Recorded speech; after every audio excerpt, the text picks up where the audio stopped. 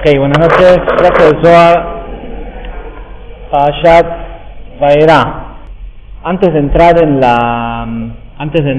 en la explicación de la Parashá esta semana, teniendo en cuenta la idea de la clase de Zohar también como una especie de afinación semanal respecto a la energía que está disponible en el universo, es importante empezar con entender que a partir de antes de ayer, de Shabbat Shemot, comienza un periodo en el tiempo, en el calendario, que se conoce como Shobabim. ¿Sí? Las iniciales de las 7 parashot, Shemot, Vaera, Bo, Beshalach, Shobabim, Yitro y Mishpatim, escriben la palabra Shobabim. Shobabim es el plural de Shobab. Un Shobab es un travieso o un tonto. ¿Sí? Puede utilizar para... Y tradicionalmente los cabalistas consideran las semanas de Shobabim como una época de juicio,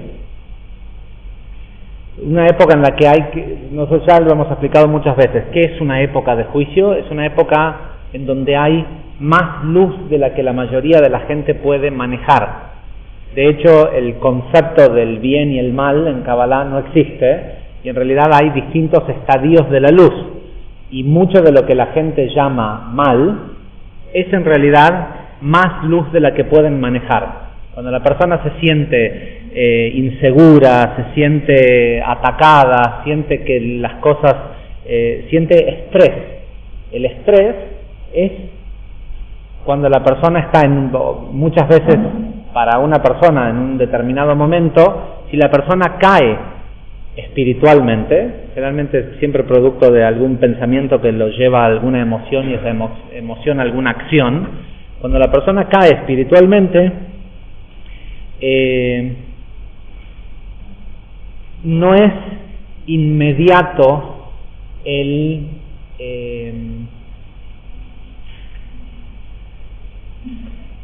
su aceptación a la luz es menor, pero su vasija no lo es. Cada quien, cuando va ampliando su vasija, su recipiente, genera una capacidad de recibir luz. De repente, cuando una persona hace algo, un cortocircuito, algo egoísta que disminuye su capacidad en su mente de recibir, en el momento que una persona empieza a hacer algo egoísta, su propio sistema de defensa le empieza a decir: no recibas más luz. ¿Por qué? Porque sabe que con esa luz la persona está haciendo un cortocircuito. ¿Y qué sucede? ¿Su vasija se achicó? No, las vasijas solo se amplían constantemente. Lo que sucede es que en el momento en el que la persona deja de jalar la luz necesaria para llenar esa vasija se llena de distintos aspectos de oscuridad, ¿sí? De luz, ¿cómo se dice? En concealment, escondida, ¿sí? De luz que está escondida. Y el propósito que tiene el que ocurra esto, tiene que ver con ponerle presión a esa vasija para que ceda o se rompa. ¿Sí? Lo que busca el universo es que la persona ceda o se rompa. Y eso se conoce como estrés. ¿Sí? Cuando las cosas no están en un cierto orden, cuando hay más energía de la que la persona se sabe capaz de manejar. Su vasija, sin embargo, los otros días hablando con una persona surge esta idea de una persona que ganó una cierta cantidad de dinero estafando a alguien.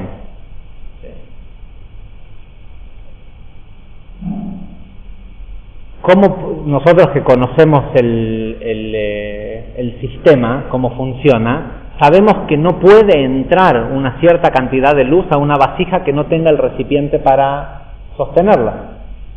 ¿Sí? ¿Cómo es que el estafador pudo conseguir esa cantidad de dinero? Porque tiene la vasija.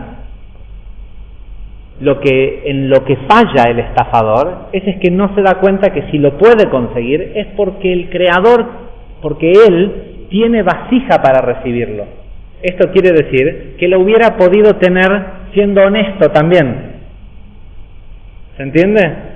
O sea, cuando alguien se apropia de lo que es de otro, no era necesario el supuesto beneficio que la persona siente que va a recibir por apropiarse de eso. Ese beneficio le pertenecía a la persona, no era necesario que se lo quite a nadie, lo hubiera recibido igual. Sin embargo, lo que hizo es que escondió una luz, y esa luz que escondió empieza a querer romper la vasija, ¿sí? Porque no hay afinidad de forma entre la vibración de esa vasija con lo que la llenó. Entonces el estafador eventualmente, ¿qué hace? Rompe la vasija del mérito que tenía de haber recibido, y por eso es que por eso se le va el dinero, se le escabulle entre las manos, y por eso siente que tiene que estafar aún más.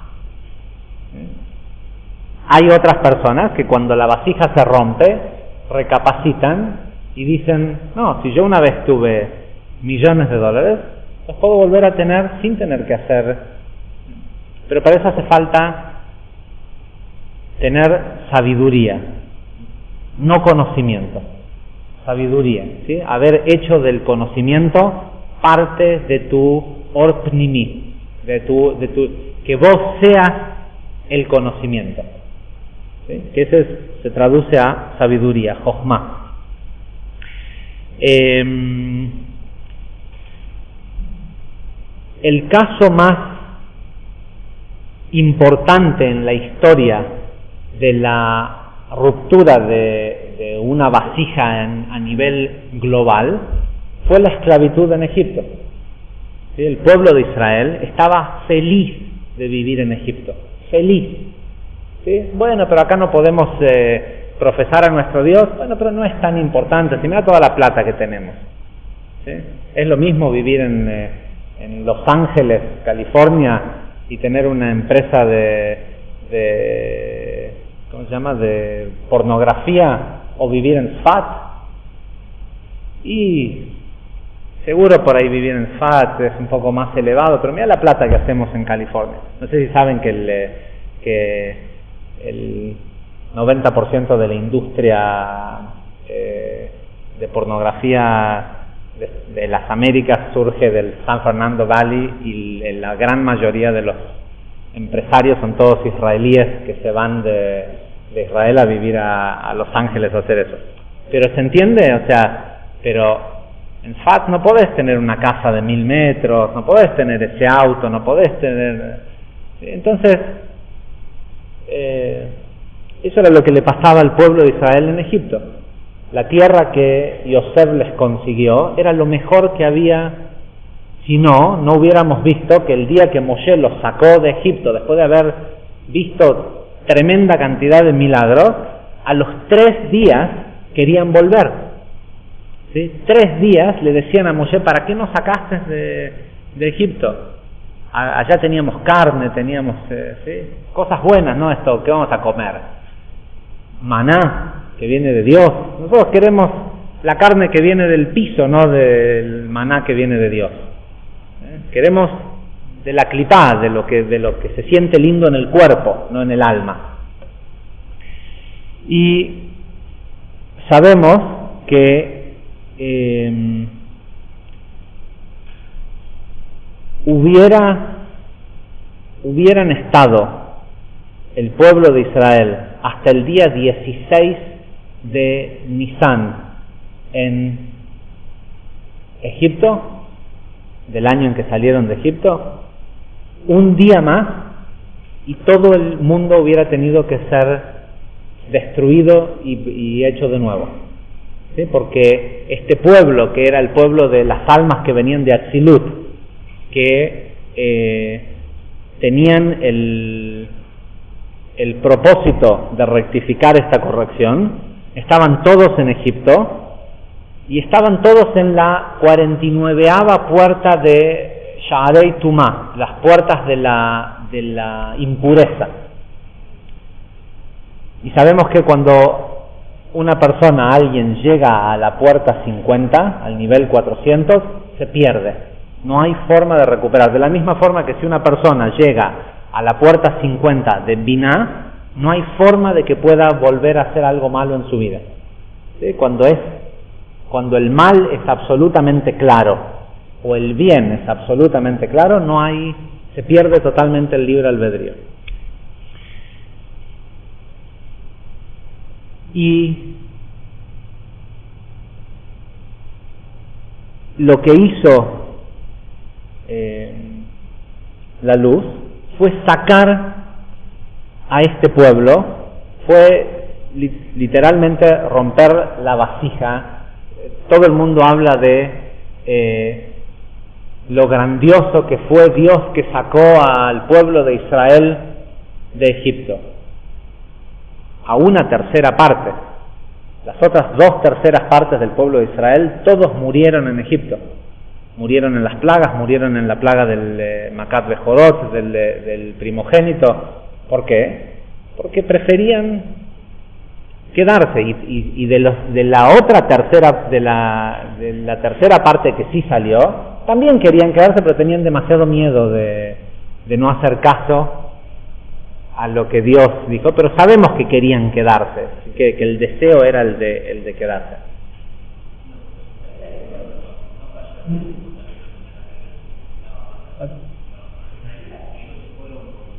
No. De la forma en cómo fueron salvados de eso es que murieron. Ninguno quedó el día 16 de Nisan, no había nadie de la raíz de las almas de Israel en Egipto. O sea, o salieron o murieron en ese día. De hecho, murieron en la plaga de la oscuridad la mayoría. ¿Por qué? Porque no se podía dejarlos ahí a que siguieran descendiendo, porque si seguían descendiendo se iban a perder. Entonces, lo que ocurrió y lo que ocurre, nosotros lo hemos dicho ya muchas veces. ¿Por qué celebramos Pesaj todos los 14 de Nisan? No es porque queremos conmemorar algo histórico que ocurrió, un hito de liberación. Es porque sabemos que la energía que se reveló en ese día y que duró 7 días hasta el cruce del Mar Rojo, está presente todos los años. Cuando el espiral del tiempo vuelve a pasar por ese haz de luz que quedó impregnado en el día 14 de Nisan y por los próximos 7 días, entramos en una ventana de luz de liberación gratuita, ¿sí? que saca, de hecho, ya lo hemos explicado cuando es la cuenta del Omer, que Pesaj y la cuenta del Omer surgieron después de la creación, según dice el Zohar, cuando el Creador se dio cuenta que existía una falla en el sistema que podía hacer que las almas se pierdan. Entonces, para que no pasaran 400 días, porque nadie puede caer más de un nivel por día, pero hay gente que todos los días cae un nivel, pero como nadie puede caer más de un nivel por día, ni elevarse más de un nivel por día, está hecho para que en un año como este, que es un año bisiesto, donde llegamos a 396 días en un año, casi en el día 400, siempre antes viene Pesaj, hay un reseteo que pone a todos en cero, ¿sí? Y con la cuenta del Omer, si está hecha apropiadamente, la persona puede de hecho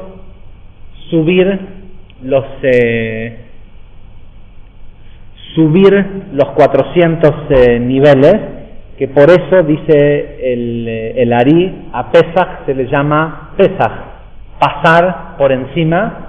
No es porque el ángel de Dios pasó por encima de las casas, sino porque a partir de Pesaj, esta idea de que uno puede solo crecer de a un nivel por día, durante la cuenta del Omer, uno puede saltar en cada día 4, 5, puede saltar 8 niveles, ¿sí? Hacer el trabajo de una semana en un día.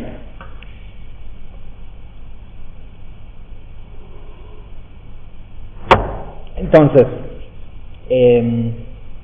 y sabemos que eso ocurre en el día preciso de el año en que ocurrió la primera vez, porque el tiempo es una espiral que cada vez que pasa por un mismo lugar, por eso celebramos las Hilulot de los Tzadikim y los Hagim y todo, porque son haces de luz que están parados sobre un día del año. Cada vez que nosotros pasamos por ahí en el espiral del tiempo, está disponible. Ese es un día en el que está disponible, y el otro día en el que está disponible es cuando se lee de la Torá. Cuando se lee de la Torá, ¿sí? Entonces, en estas primeras 3 semanas de Shovavim, la energía de salir libres de cualquier tipo de esclavitud está disponible. ¿Por qué se llama Shovavim? Porque ¿se acuerdan lo que dijimos nosotros la semana pasada en la clase de Zohar? Es preferible un joven sabio que un viejo rey tonto. ¿Sí? ¿Quién es tonto? Tonta es la conciencia del cuerpo que lleva a la persona a ser esclava. ¿Quién es tonto? El que cree que es libre. ¿Sí? La persona que cree que es libre es un tonto. ¿Por qué? Porque se está perdiendo en una semana como esta, en donde van a aparecer las primeras 7 makot, las primeras 7 plagas, que van a eliminar 7 niveles de esclavitud. El que piensa que no lo necesita, no lo recibe. Si hay algo que uno si sirviera pedirle algo a Dios, lo que uno le tendría que pedir en estas 2 semanas de Paerá y de Bo es que te muestren dónde sos esclavo, que puedas ver de qué sos esclavo. Y siempre somos esclavos de algo que produce estrés o termina rompiendo la vasija. ¿Sí? Las caídas. Que por cierto, hay una relación muy particular entre lo que ocurre. Es muy largo de explicarlo, pero hay una relación muy particular entre lo que ocurre con Moshe y Aarón liberando a este pueblo y la corrección del pecado original de Adán y de Javá, a quienes en los 2 casos el castigo que cada uno de ellos recibió por el famoso pecado original, uno fue tener hijos en ¿cómo se dice? Sadness, en tristeza, ¿sí? Que si se fijan en la mayoría de los libros, cuando traducen el castigo de Javá, dice que va a tener hijos con sufrimiento. ¿Por qué no dice con dolor? ¿Sí? ¿Cuál es la diferencia entre el dolor y el sufrimiento? El sufrimiento es una elección humana. La verdadera palabra que se utiliza en la Torá para el castigo es que va a tener hijos con tristeza, dice la Torá. Y lo mismo para Adán, que se va a tener que ganar el pan con tristeza. La tristeza también es una elección humana. ¿sí? Las emociones, que nosotros sabemos que son parte de lo que esclaviza al hombre, es algo que la persona puede decidir no sentirlo. Y de hecho lo puede hacer. Y de hecho una persona que está contenta ahora puede ponerse a pensar en cosas tristes y sentirse triste si quiere. ¿Sí? No es algo que Dios te castiga con tristeza. Existe en este mundo de Asiá el dolor.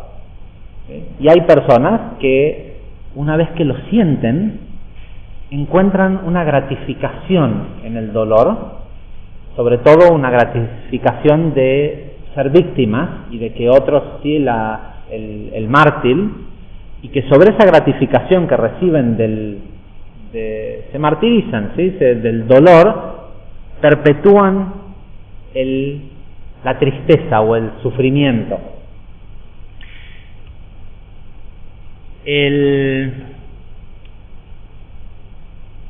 Y la persona que en realidad vino a corregir esto fue Aarón. No sé si me va a dar tiempo de entrar en la historia de Aarón, pero en la parashá de esta semana, tanto el Zohar como el Ari explican quién fue Aarón desde el comienzo de los tiempos, que en realidad era Aram, el hermano de Abraham, hasta el fin de cuando terminó de corregir. Hay una sección en el Ari de casi 20 páginas donde nos cuenta cómo fue evolucionando el alma de Aarón,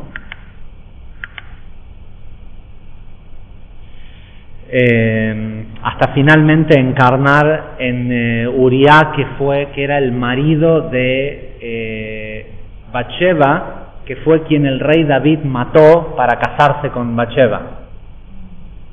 Y lo increíble es que si uno lee toda la historia, son todas cosas que parecen injustas de distintos personajes de la historia, que el Ari te va diciendo, no creas nada en esto de que si un Dios que se venga y que el otro, no. Este alma empezó con Aram, que se tiró al furnace, ¿cómo se dice? Al horno, al quemador, después de Abraham, no porque quería defender el nombre de Dios públicamente, sino porque como vio que Abraham se salvó milagrosamente, dijo, a mí si digo que estoy del lado de Abraham, seguramente yo también me voy a salvar. Y Nimrod, el rey no sé si saben la historia, Abraham, el papá de Abraham, fabricaba ídolos, y era muy cercano al rey Nimrod. El rey Nimrod era un rey que en su momento intentó conquistar todo el mundo, igual que Nabucodonosor. Conocía la historia de Nabucodonosor y la Torre de Babel, y hay toda de hecho era la reencarnación de Nabucodonosor.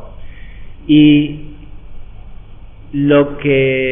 entonces el papá de Abraham fue y le quemó, le rompió todos los ídolos, y el papá de Abraham fue y lo denunció con el rey y le dijo, mira, este tipo que era su hijo me destruyó todos los dioses, los ídolos, y lo hizo en complicidad con mi otro hijo, con Aram.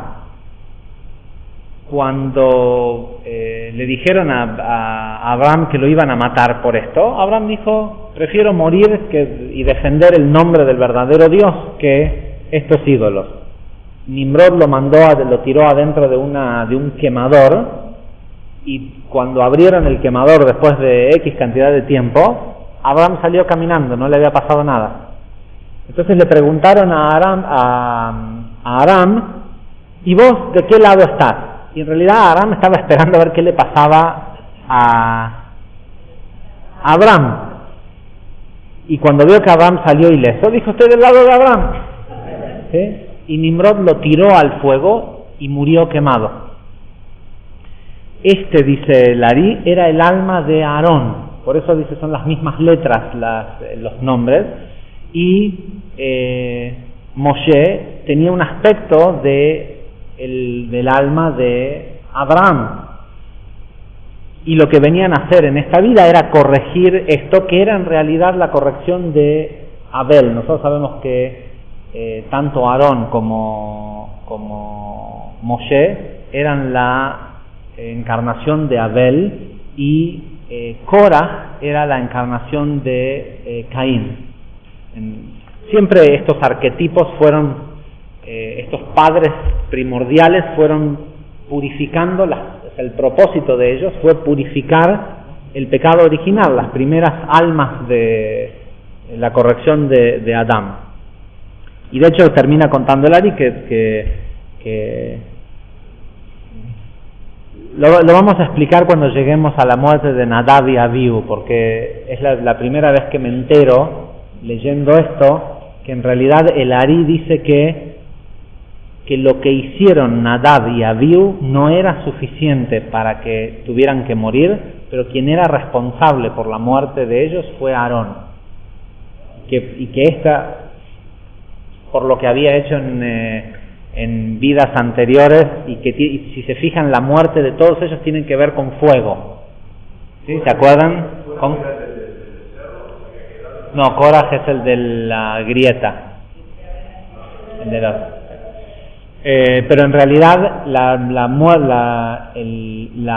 el cómo tendría que haber rectificado a Aarón en su vida el pecado o la transgresión de Aram fue en el momento que le trajeron el oro para hacer el becerro de oro. Él sabía que si no lo hacía lo iban a matar, y lo que tenía que hacer era permitir que lo maten. Pero como él sabía que Hur era de su misma raíz de alma, y vio que Hur hizo eso primero y lo mataron, él entendió que esa parte ya estaba rectificada. Y después nos dice la Torah que es largo. Lo que pasa es que hay que poder explicarlo con la parashá de cuando lleguemos a la muerte de los hijos de Aarón, lo vamos a explicar, porque las iniciales de varias frases que aparecen en la historia, aparecen los nombres de todos estos personajes. Todo es muy no divertido, pero es interesante ver cómo está codificado. Pero bueno,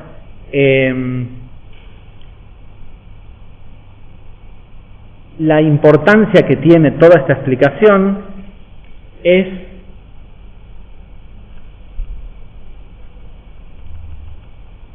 que, perdón un segundo,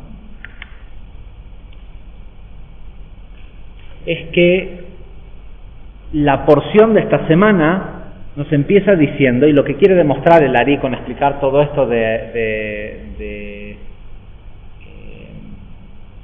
Moshe y de Aarón, es de dónde provienen esas almas, de dónde venían estas almas, y cuál era la diferencia que había entre las almas de Aarón y Moshe versus las almas de los patriarcas. ¿Por qué? Porque la razón por la cual esta parashá se llama Vaerá es porque dice Vaidaber Elohim el Moshe Vayomer alab Ani Hashem, yo soy Yud Kei Vav Kei, Vaerá el Abraham, el Isaac y el Jacob, Bekel Shaddai. Dice yo, y Dios habló a Moshe diciéndole, yo soy Yud Kei Vav Kei. Todos los me conocieron, Abraham, Isaac y Jacob, como Kel Shaddai, con otro nombre. Como en realidad lo que está diciendo es, por primera vez, Moshe es la primera persona a quien Dios le dice, mira, mi verdadera esencia, la verdadera esencia de la creación, es el nombre Yud Kei Vav Kei, es el orden Yud Kei Vav Kei. Y todos los demás, los otros patriarcas, me conocieron como Dios protector, ¿sí? O es lo que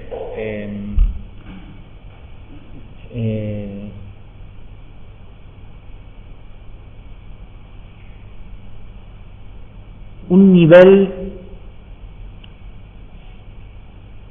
No quiero entrar en toda la explicación porque es muy larga, pero en definitiva lo que Dios le estaba diciendo es: Abraham, Isaac y Jacob eran almas que provenían de Gesed, Geburah y Tiferet de Ima, ¿sí? de Binah. Hay una frase muy interesante en esta parashá, en la explicación del Ari. El Ari dice: es un error pensar que Abraham, Isaac y Jacob son Gesed, Geburah y Tiferet de Zeirampin, como lo creyeron los estudiosos de la Kabbalah antes que yo, dice el Ari. Dice, puesto que si Abraham e Isaac fueran del mismo Parsuf, fueran de Zeirampin, no podrían copular entre ellos, ¿sí? La derecha y la izquierda, lo femenino y lo masculino, y generar a Jacob. Dice, por eso entendemos que Abraham, Isaac y Jacob eran Gesed, Geburah y Tiferet de Binah. Pero en definitiva el nivel de Binah tiene que ver con este mundo ya creado, si bien es el intelecto de la creación, del mundo de Briah. Cuando el lugar de donde venía el alma de Moshe y Aarón, producto de la rectificación del tikkun que ya habían hecho los patriarcas, tenían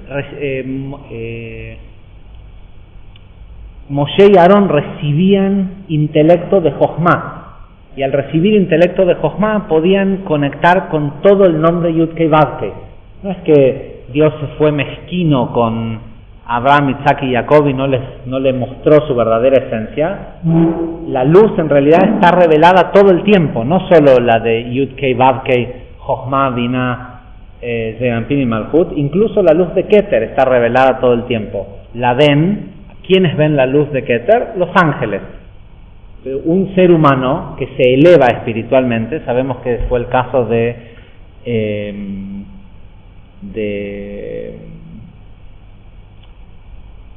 Enoch, ¿sí? Cuando el ser humano se eleva espiritualmente y obtiene los intelectos, las partes de su propio alma de todos los niveles, de hecho se convierte en un ángel.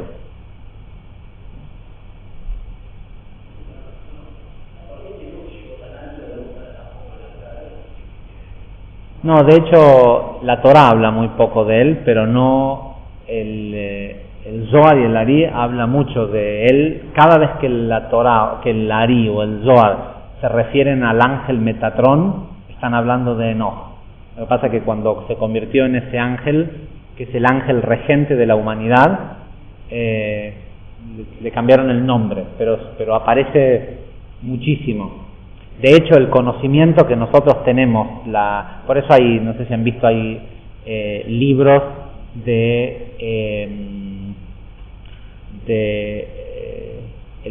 lugar de donde Hermes sacó su conocimiento, la base de la metafísica, los 7 principios herméticos, es de las que se llaman las claves de Enoch, ¿sí? Que es el conocimiento que tenían Shem y Ever, ¿sí? de donde estudió Jacob. O sea, es todo lo mismo, la base, no puede haber otros conocimientos, no hay la metafísica egipcia, la metafísica hebrea, hay lo metafísico. Metafísico quiere decir cómo es antes de que obtiene cuerpo físico, ¿sí? Después de que una escuela como la Kabbalah lo haya explicado en tal detalle, la Kabbalah no hace otra cosa que explicar al máximo de los detalles y cómo se manifestó en la historia los 7 principios universales que no es que es del hermetismo porque eran de Hermes. Bueno, alguien lo tiene que escribir, no es que nosotros decimos la Kabbalah de Rabbi Shimon Bar Yochai porque él lo escribió. Es un conocimiento único y bueno, alguien tiene que hacer el trabajo de transmitirlo, pero en realidad es todo lo mismo. De hecho, una de las cosas que caracteriza a Rav Ashlag en su forma de explicar la Kabbalah, que aparece como algo tan innovador dentro del conocimiento cabalístico, si uno se presta atención, Rav Ashlag era una persona que tenía mucho conocimiento de metafísica, de la metafísica hermética, ¿sí? Porque la escuela de donde venían personas como por ejemplo el maestro de Rav Ashlag, que no era un rabino, ¿sí? Que era un comerciante, venían de toda esta escuela del año 1700 de la Sociedad Teosófica Europea, en donde se estudiaba el ocultismo, ¿sí? ¿Y de dónde estudiaban? Del Zohar. No había otra fuente. Por eso es que la Sociedad Teosófica de Viena estaba compuesta mayormente por sabios, por hebreos, ¿sí? Que les llaman que poetas, filósofos, esto, lo otro. Lo que eran conocedores tenían acceso a los escritos. Acuérdense que eso todo ocurrió después de que Rabbi Moshe de León reescribió la totalidad del Zohar y después del Ari. Entonces, pero lo interesante que decía acá era que si se ponen a pensar, si Abraham, Isaac y Jacob son aspectos de Biná también es un solo parsuf. ¿Por qué no podrían copular Gesed y Geburah en Zeir Anpin y sí en Biná? Y el Ari no lo explica. No solo no lo explica, sino que el Rashash, que fue el rabino que más explicó las meditaciones que hay detrás de los valores numéricos que tanto explica el Ari, Rabbi Shalom Sharabi, dice no tuve en mi vida el mérito ni de entender la respuesta, ni siquiera la pregunta que hace el Ari. O sea, ¿entiende? O sea, no sé si todos alcanzan a entender cómo es el tema de que para que dos cosas copulen y se unan, tienen que estar en estados separados, unirse y crear algo nuevo. ¿Sí? Tiene que haber un aspecto de energía masculina, femenina, y la unión de eso genera un subproducto. Por eso Malhut es un parsuf, Zeir Anpin es otro parsuf, Jochma y Biná son dos parsufim. Por eso cada uno de ellos puede copular el uno con el otro y dar fruto, hacer que la luz descienda hacia abajo. Esta idea o sea, a lo mejor seguramente algún día en otro lugar encontraremos cuál es la respuesta, pero me pareció, está bueno también saber que uno no sabe. Bueno, pero en definitiva lo que dice el Ari es que la razón por la cual Moshe podía conocer el nombre Yud-Kei Vav-Kei es porque la rectificación que hicieron todos los anteriores fue haciendo que se elevara el tipo de dónde provenían las chispas de almas que alguien que es del pueblo de Israel puede obtener. Y todos nosotros conocemos el nombre Yud-Kei Vav-Kei. Vos pensás que Jacob, en ese máximo potencial de profecía que había alcanzado de Vayehi, no conocía el nombre Yud-Kei Vav-Kei. ¿Sí? Y nosotros abrimos una Torah, de hecho el mundo no lo conoció por escrito hasta después de que existió la Torah. ¿Sí? Y nosotros hoy abrimos una Torah y lo vemos y no y es algo común.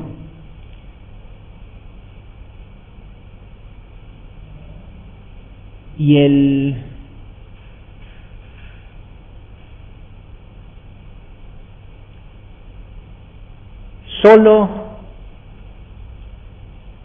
solo Moshe podía sacar al pueblo de Israel de Egipto. ¿Sí? Solo Moshe podía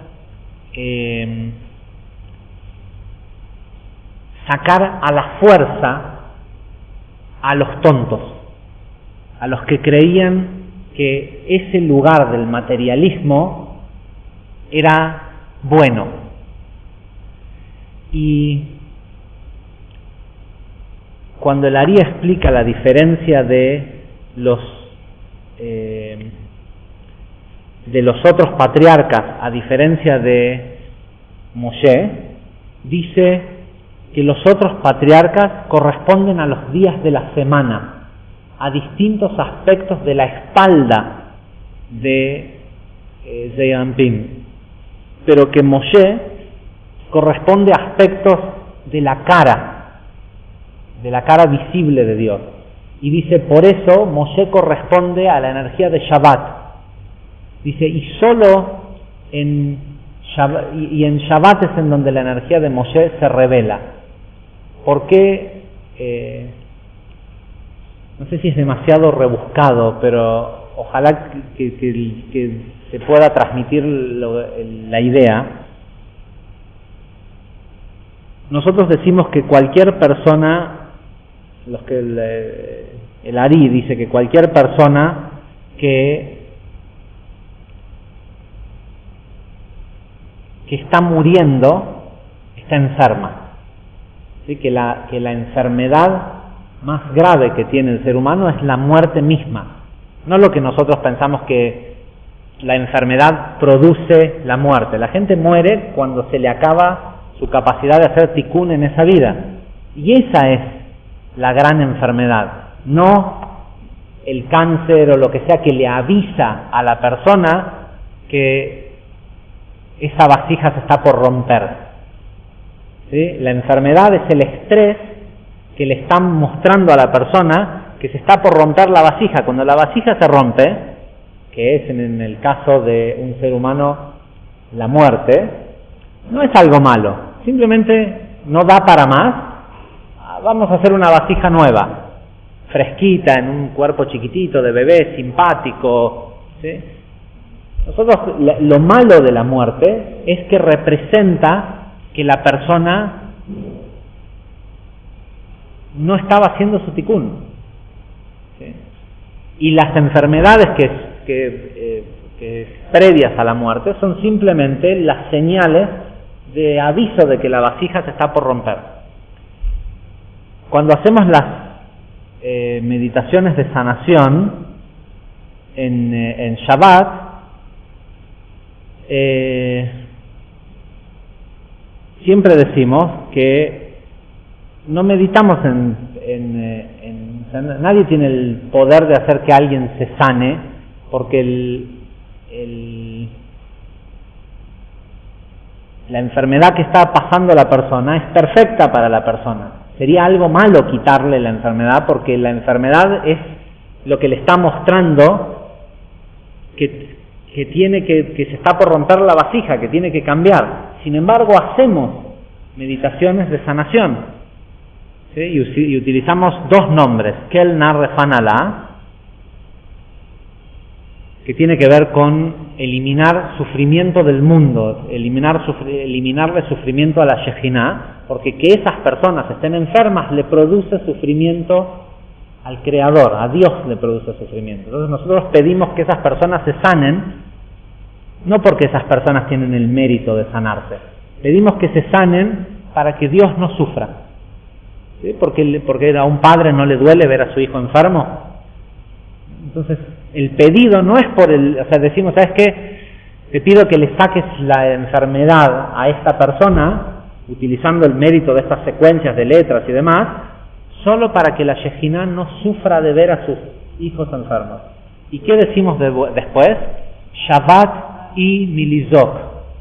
En Shabbat no hay angustias, no hay sufrimiento, no hay Milizok, viene de agonía, de la agonía del enfermo.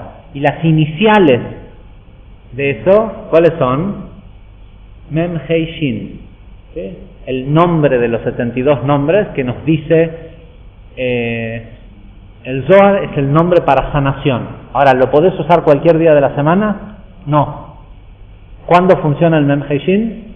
Solo en Shabbat. ¿Por qué? Porque Moshe, Mem Hei Shin, son las letras de Moshe, es la manifestación de la cara visible del Creador que solo aparece en Shabbat. Y todo este concepto de Zahor et Hayom Shabbat, acordate del día de Shabbat, que después en el tiempo se corrompe, por decirlo de alguna forma, a Shamor et Shabbat, cuidar Shabbat, que es lo que la ortodoxia estipula como ley, ¿sí? Ley de los hombres, ¿sí? No de la Torá, de restricciones, qué se puede y qué no se puede hacer en Shabbat, no surgen de la Torá. La Torá lo que dice es Zahor et Hayom Shabbat, recordá Shabbat. ¿Qué es lo que hay que recordar? Recordá que en ese día, ¿sí? ¿Qué vas a ir a trabajar si el trabajo ya está hecho? ¿Qué vas a tomar? ¿Una pastilla para sanarte en Shabbat? Ya estás sano, pero tenés que recordar que hay un día de la semana en que el universo brilla perfecto, ¿sí? y el aceptarlo como tal es lo que te da acceso. ¿Y por qué no hacemos, o por qué fue inicialmente la intención de no hacer cosas que muestren fragmentación? ¿Sí? El sábado es el día que más se vende. No, vos no necesitas vender, ni el sábado ni ningún día de la semana. Ya tenés todo, sos dueño del universo. Todo el dinero que existe en el mundo ya es tuyo, en Shabbat. ¿Sí? Entonces, si vos vas o si vas a arar la tierra en el año sabático, estás diciendo, si yo no hago el trabajo, no aparece. ¿Cómo? El trabajo depende de que vos ares, que tengas sustento o que el creador te dé sustento, o el sistema.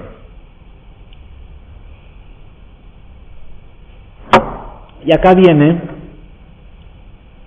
que a partir del mérito de Moshe, que pudo ver que si el pensamiento, ¿cuál es la diferencia entre los patriarcas y todo este trabajo físico que tenían que hacer para la corrección? O escuchamos alguna vez que Jacob levante el bastón y diga, ¿sabes qué? Que Labán desaparezca, o que me den a esta esposa, que todo lo que los patriarcas hicieron, Abraham, Isaac y Jacob, fue físico. ¿Sí? Isaac, para que su esposa quedara embarazada, cavó no sé cuántos cientos de pozos de agua. El trabajo que hacían era físico. ¿Por qué? Porque estaban corrigiendo la parte de Briá, la parte de el mundo ya creado, en donde trabajarás en donde con el sufrimiento del cuerpo sacarás la luz de la clipa. Llega Moshe, está bien, producto de la rectificación del tikkun que ya todos los otros patriarcas habían hecho, y entiende que que Dios es mucho más que solo la creación. Entiende que es el pensamiento de Dios lo que con el pensamiento se puede hacer. Así que con Yud-Kei Vav-Kei, que si accedes a el mundo de emanación de los pensamientos puros de la creación, no es necesario hacer con las manos. Por eso, como él acepta esto, es que Dios lo puede utilizar a él para hacer sin las manos, ¿sí? Para levantar una vara y decir que se abre el agua, que surja tal plaga, que pase tal y tal otra cosa. Moshe no hacía esfuerzo físico para que ocurriera la gran corrección de sacar a este pueblo de la esclavitud. Nosotros, lamentablemente, porque seguimos pegados a la conciencia de el pecado original, que es el bien y el mal. ¿Es bueno o es malo? Uy, esto que me está pasando, ¿es bueno o es malo? Todo es bueno. Pero en el momento que la persona piensa en términos de ¿es bueno o es malo? Etz Hadat Tov Verá, el árbol del conocimiento del bien y el mal, la persona se queda en este plano en donde hay que hacer con las manos, ¿sí? En el plano de los patriarcas que lo corrigieron. A veces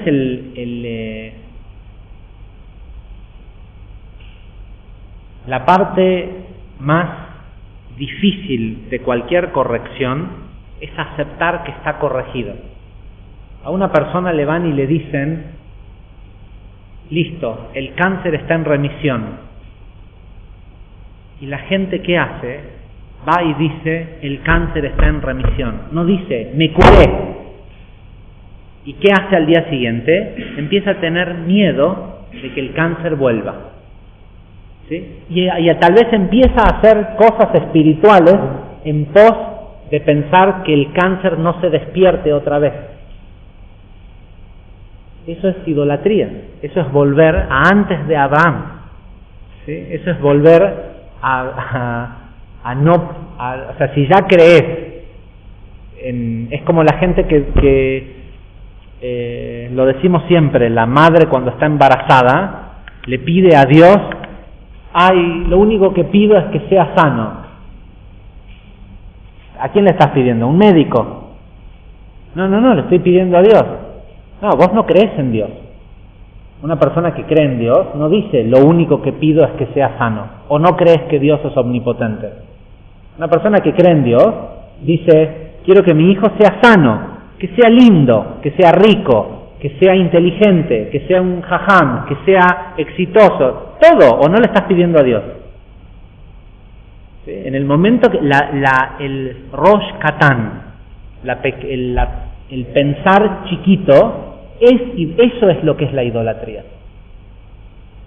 Es decir, Dios no existe. Cuando una persona dice, solo le pido que sea sano, solo pido poder cubrir el banco el lunes, ¿a quién le estás pidiendo? Anda a pedirle a alguien a un prestamista le estás pidiendo. ¿Sí? Si le estás pidiendo a Dios, no le pidas cubrir el banco el lunes. ¿Sí? Si le estás pidiendo a Dios, pedile riqueza infinita.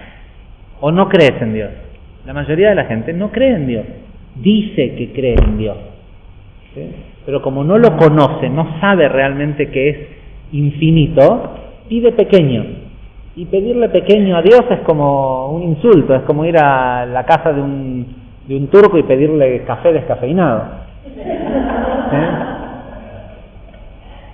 ¿Sí? ¿Entiendes? O sea, tipo te está haciendo café turco con gel, con cardamomo y todo, igual le pedís dolca. Ok.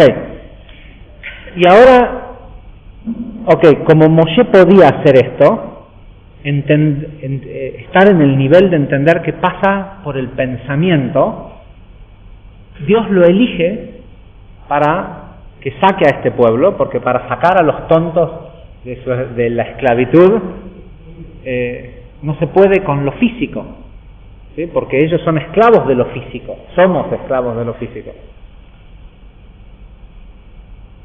Y el proceso que eligen, ¿sí?, son las plagas. Y estas 10 plagas, yo en realidad ahora, porque ya casi hace una hora que estamos hablando,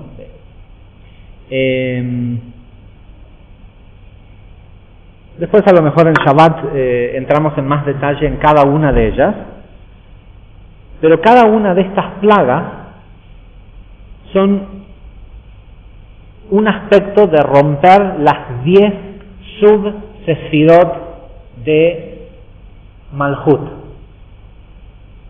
Nosotros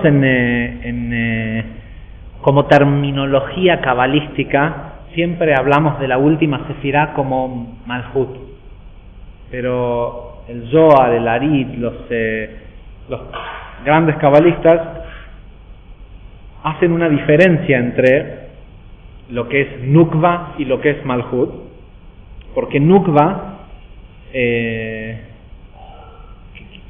literalmente en hebreo quiere decir femenino. Nekevá quiere decir cuando algo es femenino, ¿sí? Nukva, que es una pequeña permutación de la palabra Nekevá o Nukva, es lo femenino de Zeirampin, es decir, es en este mundo físico una mujer virtuosa, ¿sí? Una mujer pura, versus Malhut, que es la clipá del mundo físico, ¿sí? Y si bien todo este mundo es Nukva, es Malhut, este mundo tiene esta dualidad, estos dos aspectos de Malhut de la clipá o Malhut de la negatividad de este mundo físico, de la parte de la limitación, y la parte altruista, ¿sí? La parte corregida. En definitiva, este mundo físico de Malhut no es otra cosa más que una herramienta que normalmente refleja el consciente colectivo de los seres humanos. Sí, lo decíamos ayer, anteayer, no me acuerdo en qué clase fue, que estábamos hablando de Internet.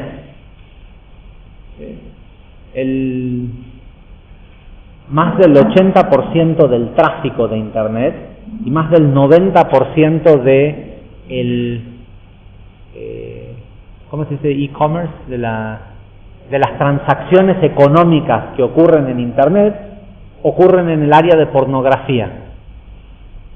De los miles y miles de millones de dólares que se gastan en Internet, estamos hablando de que una suscripción de pornografía cuesta $1 y hay páginas web como, qué sé yo, eBay, donde se venden aviones, autos, casas, ¿sí? Por cientos de miles de dólares. Sin embargo, el uso de Internet o el movimiento de Internet económico, mayormente, más del 90% pasa por la pornografía. Ahora, ¿qué quiere decir esto? ¿Que Internet es algo malo?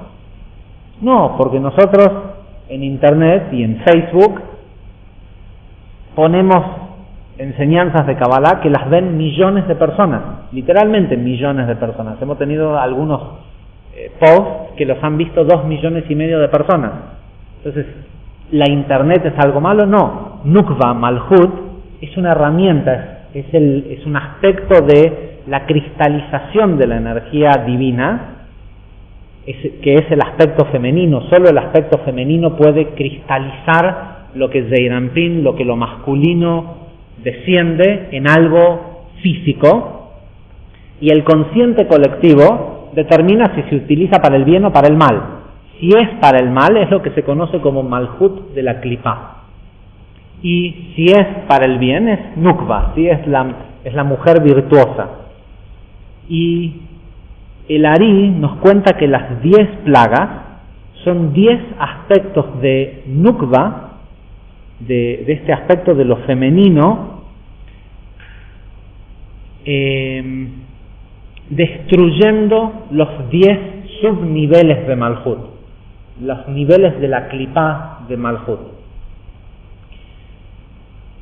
Con lo cual, en esta semana de la porción de Vairá, cuando aparece en la lectura de la Torá las primeras 7 Makot, las primeras 7 plagas, está disponible en el ambiente, en el universo, la capacidad de romper 7 niveles de la Klipá de Malhut. Yo los voy a enumerar y después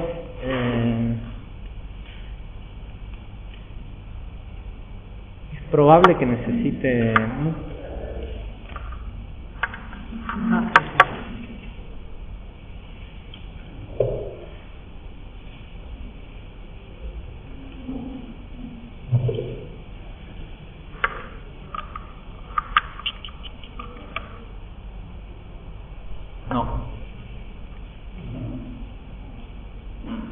Viene con salchicha.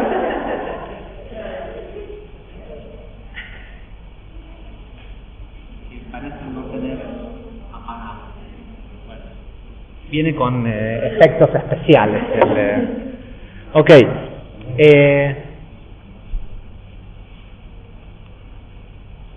Después en Shabbat, si quieren, a la mañana explicamos cada uno de los nombres de las plagas. Pero es importante saberlo ahora, tienen el valor numérico, la gematria de distintas permutaciones de nombres de Dios juntos. Todas, desde la primera hasta la 10ª plaga, y obviamente la Ari explica una por una cuál es la gematria. Hay distintos tipos de gematria que se le saca a los distintos nombres que manifiestan distintos estados de juicios, ¿sí? de los 5 estados de juicios de Geburá, que son los que destruyen estas plagas.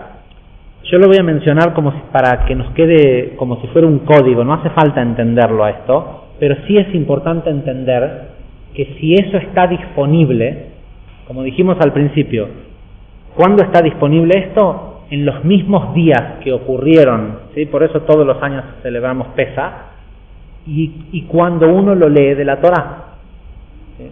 A tal punto que Shobabim, este periodo de tiempo que entramos entre Shemot y Mishpatim, no importa en qué fecha del calendario caigan, ¿sí?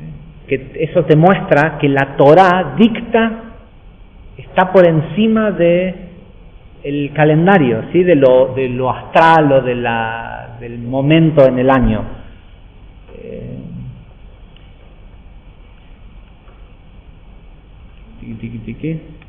Los vamos a tener solo para tenerlos frescos en nuestra mente y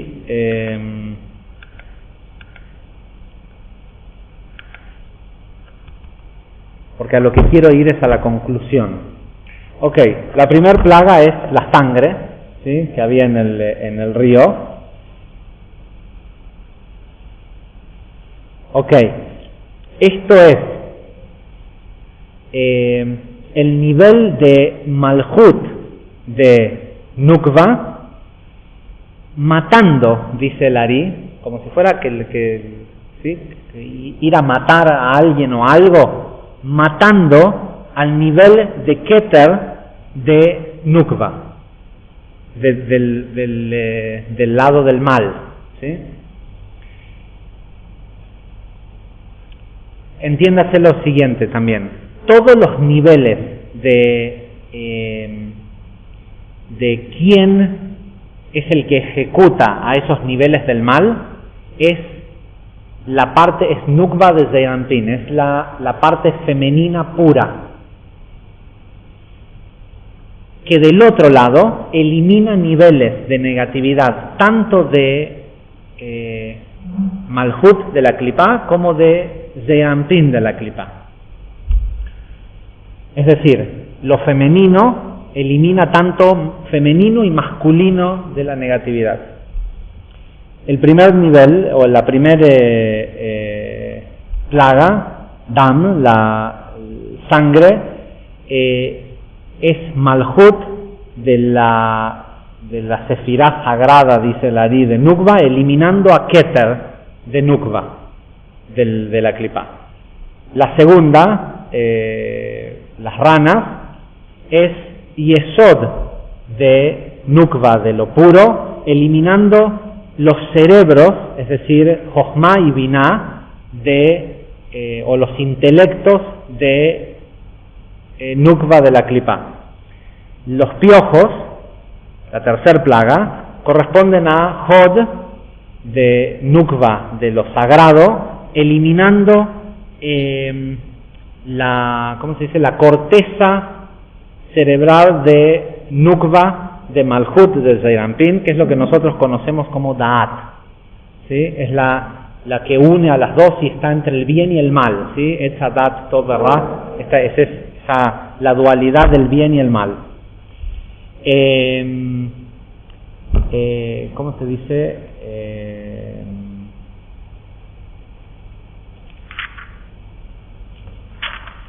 traducciones.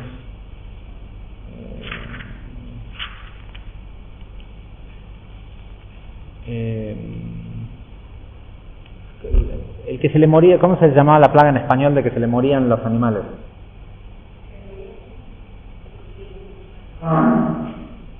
La muerte de los...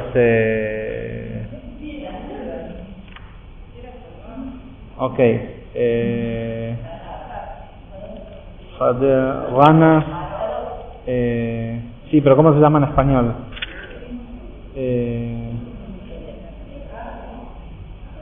Bueno, a los egipcios se les morían los animales. ¿Cómo? Sí, se le daba la hacienda se moría de peste. La cuarta plaga corresponde a Netzach de de Nukva, de la pureza, eliminando a Yesod de Zeirampin, de lo impuro. La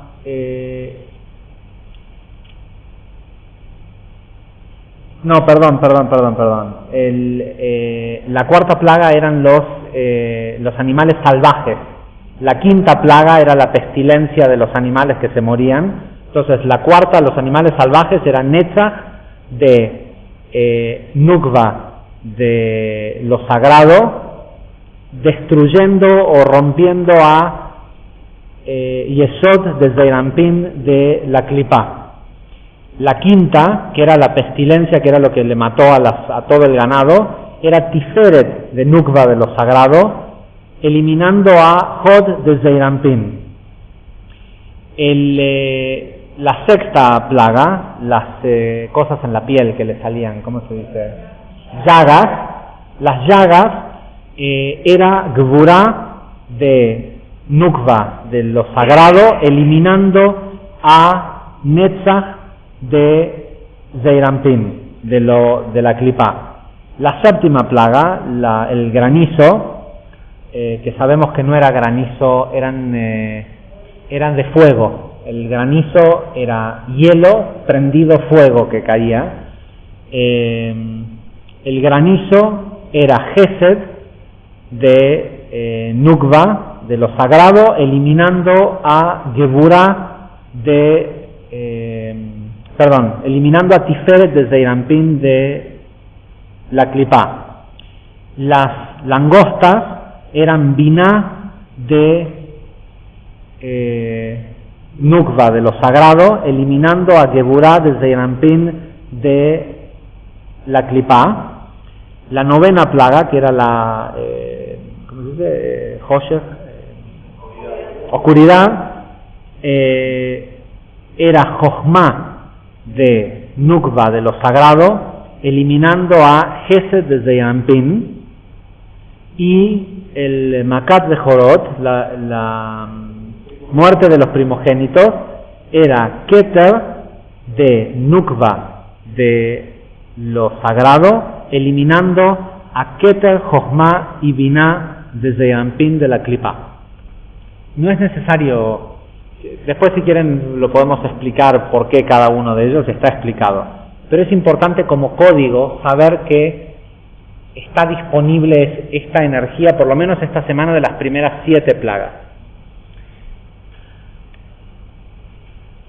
Y para terminar les leo un comentario que hace Rabbi Haim Vital acerca de esto que acabamos de leer.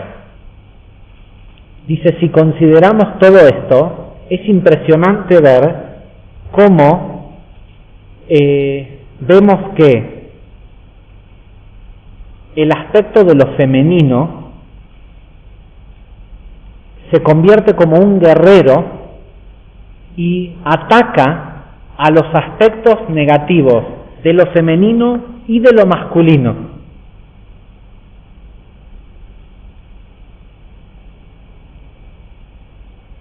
En esta muestra de grandeza y de fuerza de Nukva, ¿sí? de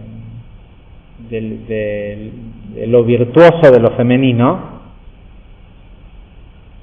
podemos entender, según lo que explica el Ari, de las permutaciones de de los distintos nombres sagrados que se utilizaron para crear cada una de las plagas, que es lo femenino quien tiene la capacidad de combinar los nombres divinos para eliminar a la clipá.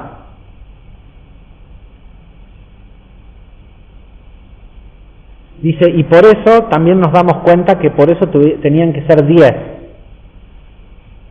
en primera instancia. Y segundo, ¿por qué tuvieron que tomar una forma específica? ¿Sí? Tomabas esta combinación de nombres sagrados para destruir un cierto nivel de clipá, y ese nivel de clipá se manifestaba en langostas, no es que Moshe decía que les vengan las langostas, ¿sí? Porque como dijimos anteriormente, los valores numéricos de los nombres que se utilizaron para cada una de las plagas tienen el mismo valor numérico que Fadea, Adam, Makat de Jodot, ¿sí? Que las combinaciones el nombre de la plaga. En definitiva, dice, después se terminaba manifestando en un juicio severo en el mundo físico que corresponde al tomar esos nombres y utilizarlos.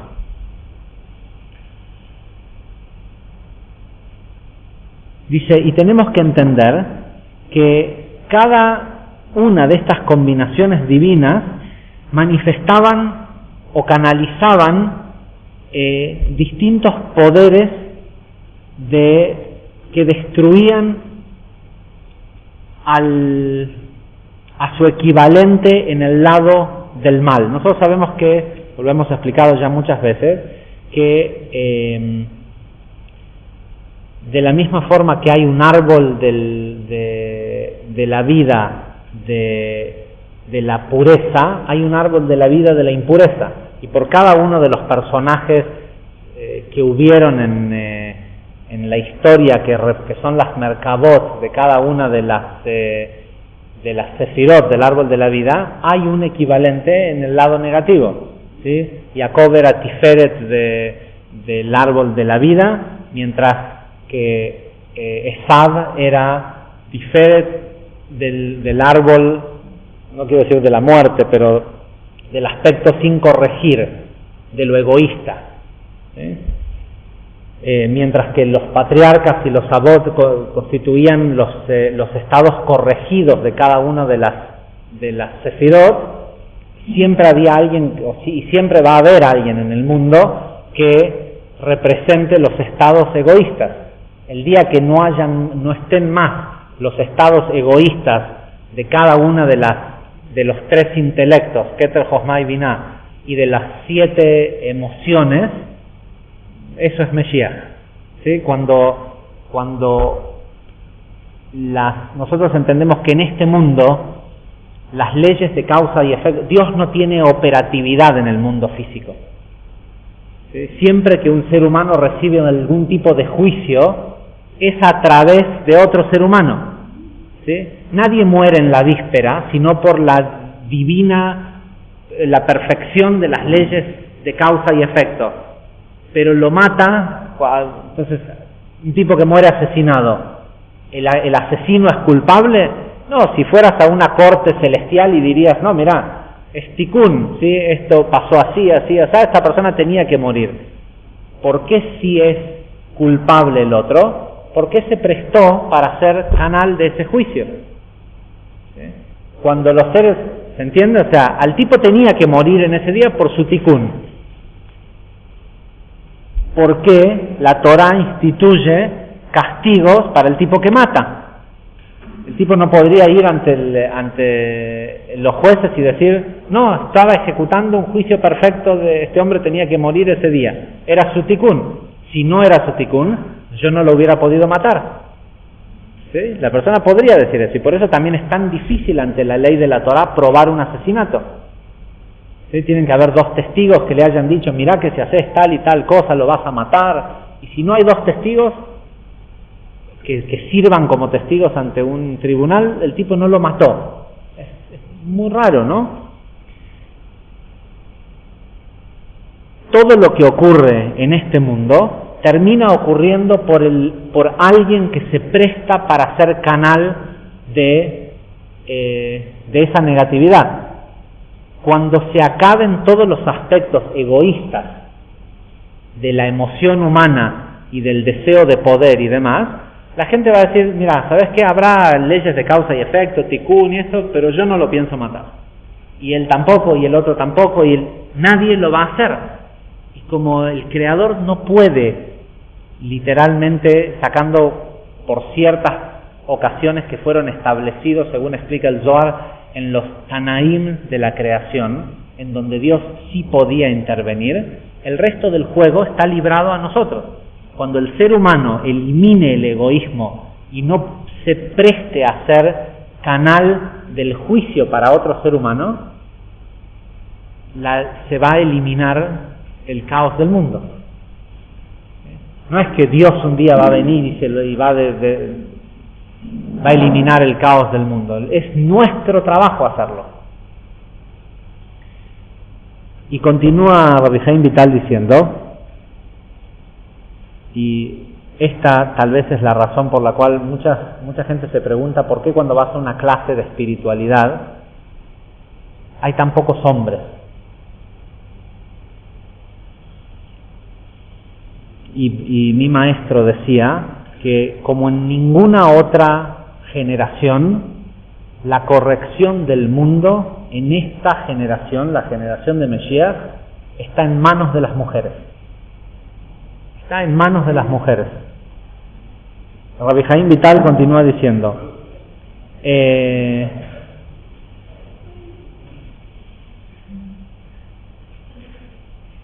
dice, de acuerdo a lo que ya hemos establecido acerca de los principios de lo masculino y lo femenino, entendiendo que lo masculino es el componente de traer una cierta energía divina a este mundo, pero que solo lo femenino es lo que tiene la capacidad de concretarlo y materializar la divinidad en este mundo,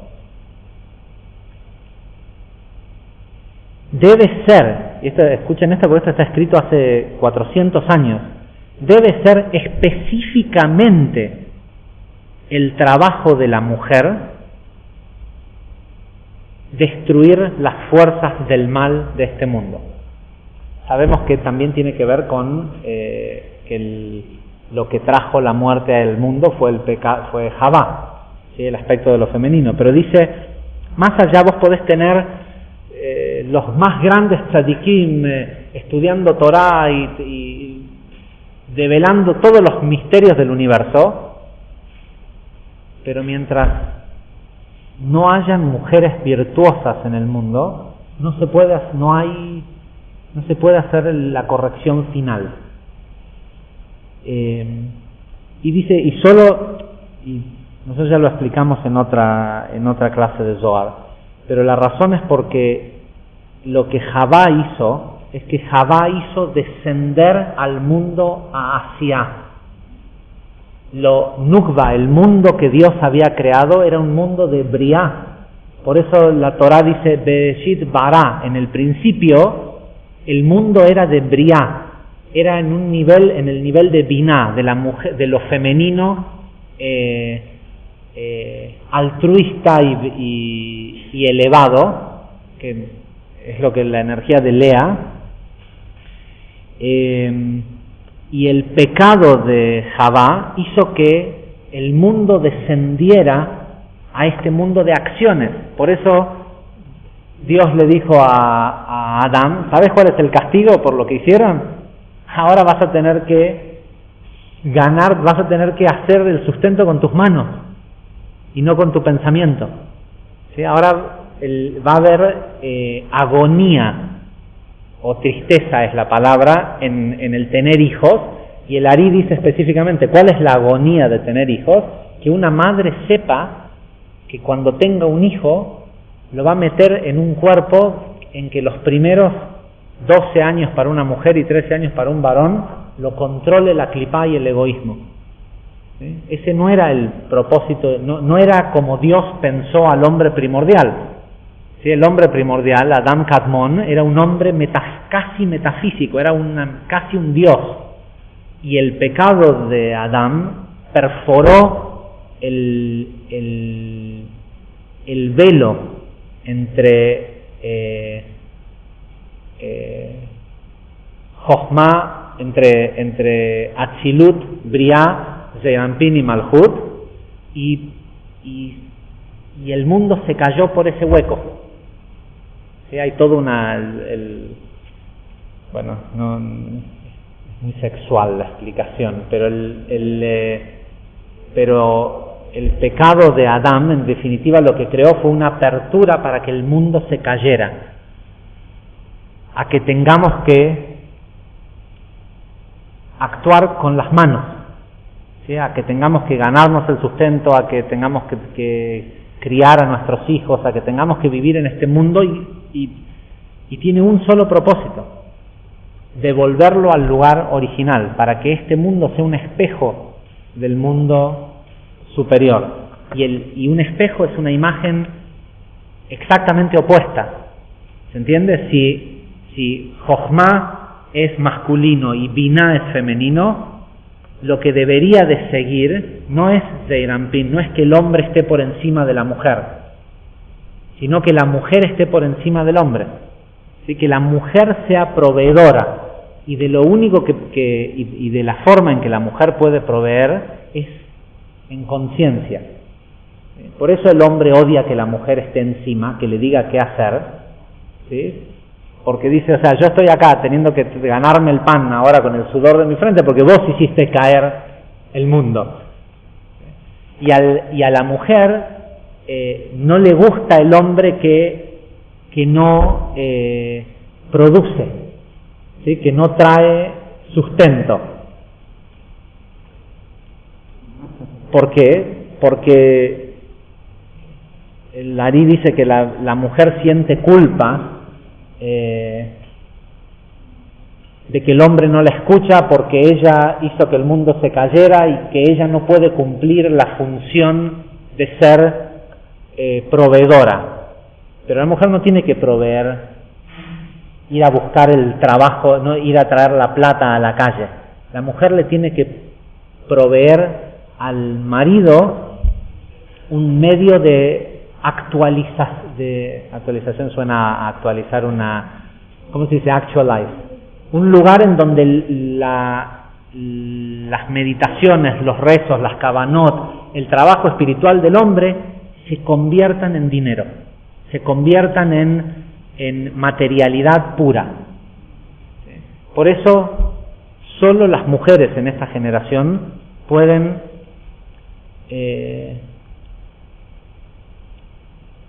cambiar al hombre, es decir, luchar contra la parte egoísta del hombre, y nadie le da mejor palos a un hombre que a una mujer. Todo aquel que está casado sabe que nadie te puede maltratar más y más efectivamente que una mujer, que tu mujer. Pero al mismo tiempo la mujer tiene que saber, sobre todo esta semana, que tiene el poder de, sin salir a hacer activismo político, ¿sí? Tiene el poder con su mente de eliminar las revistas de mujeres desnudas en los kioscos, ¿sí? De eliminar el poder de la mujer de la clipá. Tiene que dirigirlo, ¿sí? Tiene que saberse poderosa y saber que uno de los grandes errores que comete la gente que busca hacer acciones positivas es que no las dirige, ¿sí? Hace por hacer. Cuando una persona tiene un tema en el que está trabajando, dirige su trabajo espiritual a ese tema, ¿sí? Y por eso el Ari dice que una persona siempre tiene que estar trabajando en algo y en una sola cosa, no en 10. ¿Sí? ¿En qué estoy trabajando? En dejar de enojarme con mi hijo cuando hace tal y tal cosa. Entonces, ¿cómo lo hago? ¿Voy a lavarme las manos para hacer Netilat Yadayim? Pienso que eso que estoy haciendo es para que me ayude a dejar de gritarle a mi hijo cuando hace tal y tal cosa. Voy a hacer, voy a pasar a la Torá, voy a ayudar a alguien, voy a ir a darle de comer a alguien, voy a hacer algo por alguien. No dejo suelto esa energía a que se vaya a cualquier lado. Si yo estoy trabajando espiritualmente en esto, ¿sí? Que yo no pelearme con mi esposa, todo lo que hago, lo hago en pos de eso. Cuando eso se resuelve, voy a otro tema. ¿Sí? Siempre hay que estar en algo, si no, no se está creciendo espiritualmente. Si uno no está enfocando sus acciones espirituales a un crecimiento espiritual. Y lo que hoy, y sobre todo durante Shovavim, las mujeres pueden hacer, es concentrar en que todo trabajo espiritual que hacen rompa un nivel de la clipá de los de los aspectos femeninos del mal en el mundo. Porque aquel que hace acciones espirituales tiene derecho a afectar espiritualmente. Aquel que solo hace acciones físicas solo afecta el área física en el que está trabajando. Hay algo interesante que termina de cerrar esto, pero lo vamos a dejar para las próximas 3 plagas.